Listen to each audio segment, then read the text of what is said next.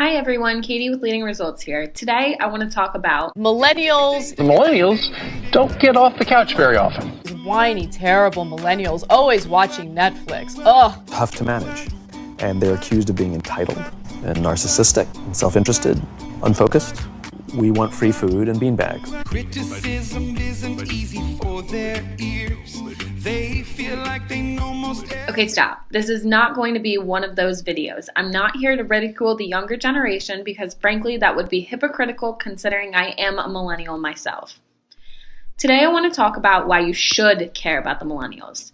And no, I'm not going to ask you to cut us a break or hand us anything. I'm going to talk about why you need to listen. The millennial generation is different than most generations. We've experienced the deepest recession since the Great Depression. Watching and experiencing this have changed our buying patterns forever. In previous generations, much like the Gen Xers, brand loyalty was at the utmost importance. But as the economy began to crash, name brands didn't matter as much. A product that serves its purpose is what became the most important.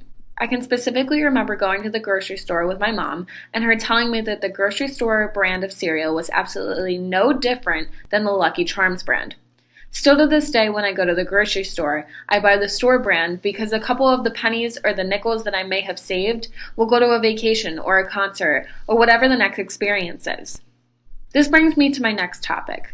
Millennials value experience over property. As you may have already guessed, this is due to the increasingly large amount of debt that we've put ourselves in post-graduation. While millennials intend to have houses or raise children, and yes, I did just say children, the older segment of the millennials have children or in the next 10 to 5 years will have children. They more than likely have postponed this part of their life in order to experience things that they can afford while also trying to pay off student loans.